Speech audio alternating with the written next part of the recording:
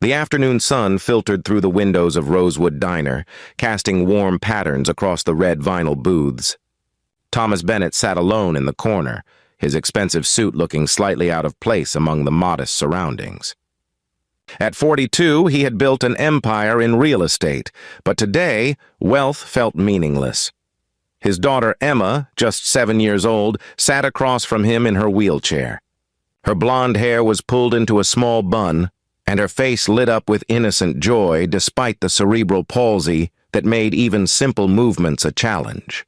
Thomas watched her struggle to hold her fork, his heart heavy with a father's helpless love. A young waitress approached their table. She wore a simple blue work shirt and brown apron, her hair tied back practically. Her name tag read, Sophie.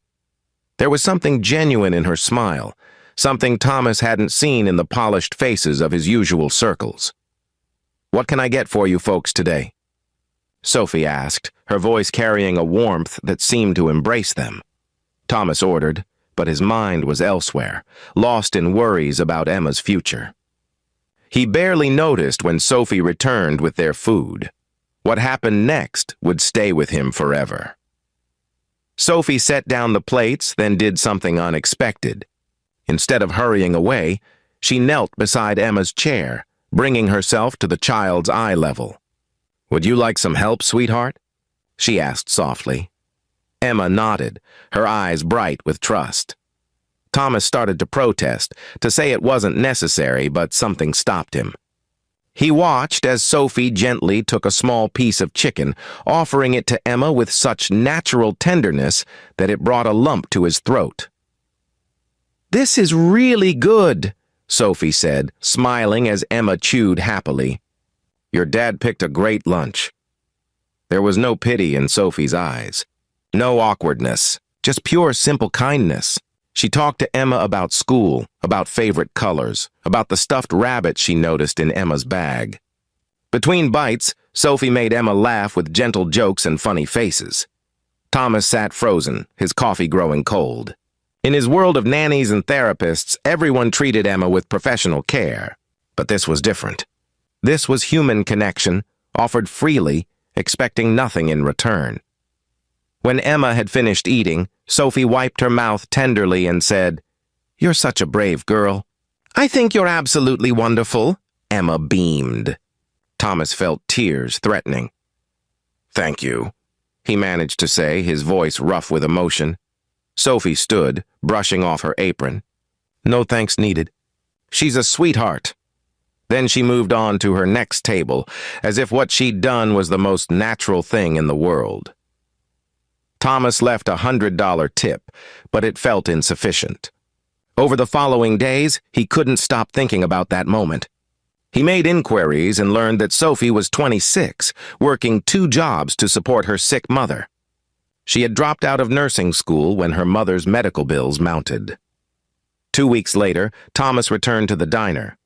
Sophie recognized him immediately. "How's Emma?"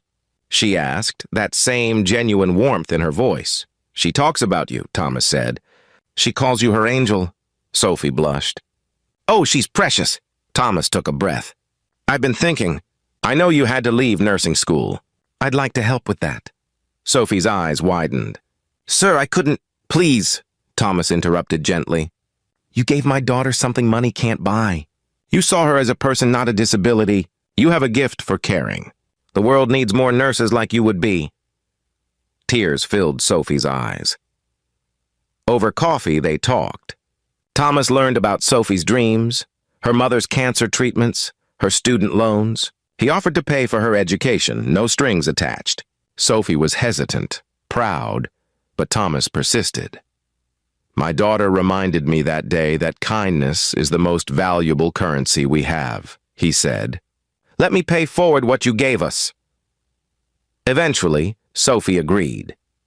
3 years later, Thomas sat in the audience as Sophie graduated nursing school with honors. Emma was there too, clapping excitedly from her wheelchair. Sophie had visited them often during her studies, becoming part of their small family. After the ceremony, Sophie knelt beside Emma just as she had that first day. "Thank you for teaching me that the smallest acts of love can change everything," she whispered. Emma hugged her tightly. Thomas watched them, his heart full. He had learned something profound from a young waitress on an ordinary afternoon. Kindness doesn't require wealth or status.